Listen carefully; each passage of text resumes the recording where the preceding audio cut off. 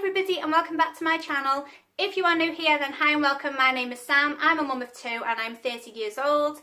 I upload 3 times a week on a Tuesday, Thursday and a Sunday, and my content includes an array of things like motherhood, lifestyle, routines, haul videos, cleaning, just a lot of different things. So if you like what you see, please do hit that subscribe button. So this video today is all about my PCOS story.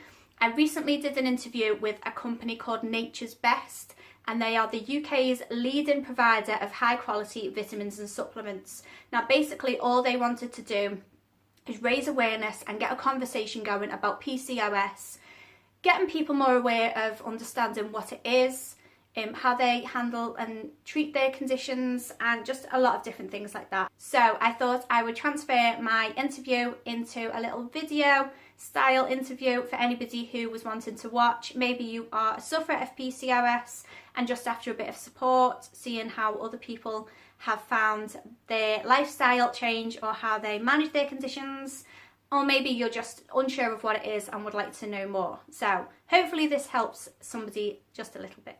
So I am going to try my best to keep this short and sweet, as short as possible. So first question is, how old was you when you was diagnosed with PCOS, and was your diagnosis straightforward? So I was 26 years old, which is 4 years ago now, and I have been with my partner Danny for quite a few years now, and we decided we wanted to try for a baby. So I was on the contraceptive pill and decided to stop, and we just naturally left it to fate to see what happens if we got pregnant. So I wasn't really managing my cycles or ovulation times, anything like that, but I did notice that my cycles came back at a 28-30 day cycle, and then gradually over the months they extended in length to, I think at one point they were getting to about 65-day cycles, which is obviously not great. So you don't know if you're ovulating or if you are when you're ovulating. So I went to the doctor to talk to him about this and explain, you know, we are hoping to get pregnant at some point in the future, and is there anything that I could be doing to try and help my body regulate itself? Turns out there's not, but he suggested I go for a scan just to see if everything was okay, and that is when we discovered that I had PCOS, which is Polycystic Ovarian Syndrome.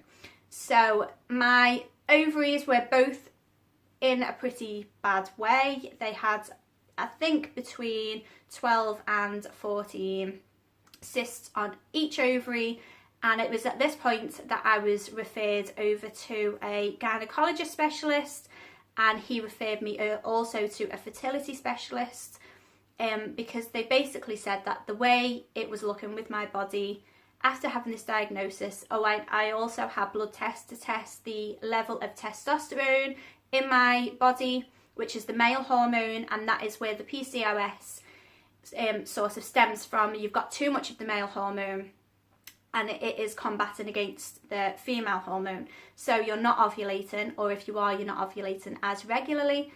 And they basically said that the look of everything in my ovaries, I probably wouldn't conceive naturally, so we had to go further down the fertility treatment route. So the next question is, what symptoms do you experience with your PCOS? So I've talked about having irregular periods. When I was having a period, they were very heavy, they were very painful, just not a very pleasant experience. At some points they were actually stopping me in my tracks and making day-to-day activities and my work life and all stuff like that. It was really getting in the way of a lot of things. Another symptom is facial hair. Now this is a little bit of a taboo subject. People get embarrassed talking about it. I've always been quite embarrassed about it, but you know, we just need to talk about these things. Everybody who has PCOS, even some people who don't, deal with these problems daily anyway. So I noticed I was having an increase on my facial hair and my upper lip, so that needs to be managed. Waxing or hair removal systems, anything like that, but I definitely noticed an increase in that, and it was good to know what the actual cause was once I was diagnosed. I also have very thin and like fine thinning hair, I was finding I was having bald patches on my hair. It's usually like around the sides, it's very thin and bald. Since having the kids, it's got a lot worse. So I've just found that that is a big symptom with my PCOS. So the next question is, has it impacted on your day-to-day life? And if it has, how do you manage these? So pain, this for me, it's sort of contradictory. Some people say you don't feel pain with PCOS. Some people say they have a lot of pain. I do feel pain in my ovaries. I get twinges every now and again in one side. So much so some days it's hard to straighten up. I have to sort of lean over and lean to the side. It can be quite bad at some times. And it definitely is something that I have had to learn to manage and live with on a day-to-day basis.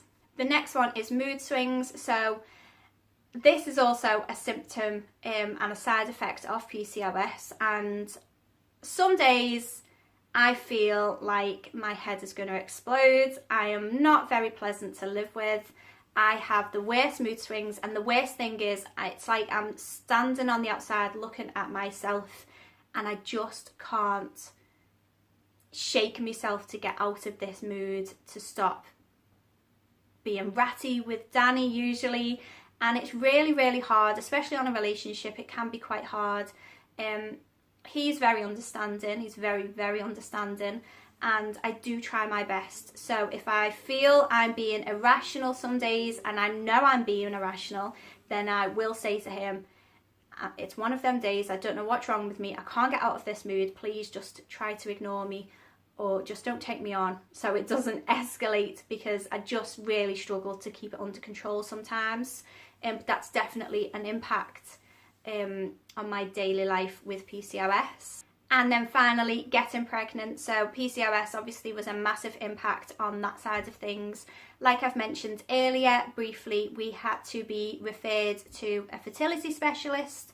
In the end, they decided not to give me any tablets or any like fertility treatment tablet wise or anything like that.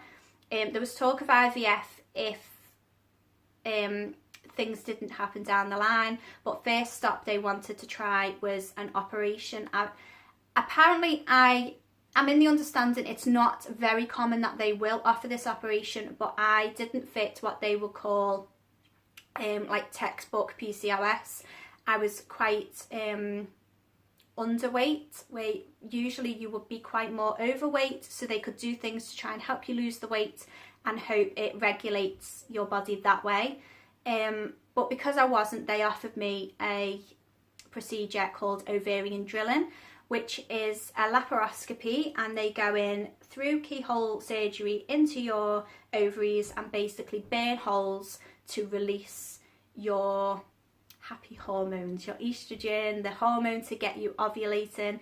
And thankfully for us, it happened straight away. 6 weeks after I had the surgery, I got my positive pregnancy test. So that was absolutely life-changing for me. And we are so grateful that I was able to have this procedure. So there are so many different types of treatments out there. If you haven't been offered this operation and you are trying to conceive, try all the different things. And also diet is a big one, but I will touch on that a little bit later. So the next question is, do you use any external help or support in the form of family, friends, or the internet, anything like that? Family and friends is an absolute massive one, as if you've got that support there and somebody to talk to, because it's not a nice thing to be going through, then that is absolutely vital. Also, there are so many good help boards out there with forums and websites, and there's just loads of people that you like on the internet that you can talk to that you don't know, and it might be a little bit easier to speak about certain things to. And also they're going through the same thing that you are, so they understand it just that little bit better. Definitely speak to people, because it helps massively. So the next thing is, have you made any lifestyle amendments since being diagnosed with PCOS? So I've tried to amend my diet. I've tried to cut down on sugary things. Obviously I haven't cut them out completely, because, you know, I'm a little bit of a sugar addict, but cutting down on them where you can. Also increasing your intake of certain foods like vegetables. Broccoli is amazing. It's got so many health benefits, as things like spinach, kale, I've tried to increase my intake of things like this. Also, chicken is a healthier option, and turkey, they are my healthier options meat wise. Some meats can be pretty bad for PCOS. It's just a matter of research and try and amend your diet in these ways. Anything that it suggests to steer clear from or increase, definitely give it a go, because you will notice a difference in your body. I definitely did. And yeah, diet is such a good way to help manage your PCOS. So another one is natural supplements. People do seem to take these going down the herbal route. It's something that I am very interested in trying out. I need to research it a bit more to see what is the best type of thing to use, and I'm sure Nature's Best will have quite a few recommendations there for me. But at the minute, I am coming to the end of my breastfeeding journey with my second baby. So I don't like to take anything I don't necessarily need to be taken while I'm still breastfeeding. So yeah, once we have finished our breastfeeding completely, which isn't too far off, then I will probably look down the route of something herbal to help, definitely help manage my period symptoms, my mood swings, little things like that. So yeah, definitely have a little look out there for any herbal remedies that could help you. So the next question is, how has PCOS affected your mental health? I have always suffered pretty badly with anxiety. I have flare-ups that have been quite severe at times. After I had my first baby, I would say for the first year, and once she was reaching the age of 12 months old, I had a massive flare-up, and it was the worst case of anxiety I think I've had in a long time. I'm going to do a whole separate video on anxiety that is coming very soon, maybe even within this next week, because it's something that I've been working on for some time, and I just wanted to get it just right to help anybody out there who is suffering too. But yeah, I know now for a fact that PCOS, and I also have an underactive thyroid, so these two conditions massively increase your anxiety levels, and it's not something that is easy to live with. It's not something for other people to find easy to live with, somebody who is suffering from anxiety. It puts a lot of strain on you, a lot of strain on your life, on your work life, and your relationships, just things like that, going out in the public and socialising. It's had a massive impact on my life. So I have definitely noticed an increase in my anxiety levels, and being able to put it to something like a condition helps me in a way, because I know it's not something that is just built into me. There's a reason why it is getting worse. There is a reason why it's bad at times, where I can now look at things that can try to help the anxiety levels that I'm experiencing. And then the final thing, which rounds it quite nicely, is what is your biggest piece of advice for anybody with PCOS? Talking to people is such a massive part of learning to deal with it. So anybody who you can find to speak to who might be able to help you in just some tiny little way, and hopefully this video will do that as well. If you've got somebody out there to speak to, even if it's, like I've mentioned before, someone on a forum, if you're suffering and you want somebody to speak to, my inbox over on Instagram is always open. Please do pop over there. The link is in the description box down below, because it is so important to have somebody to speak to.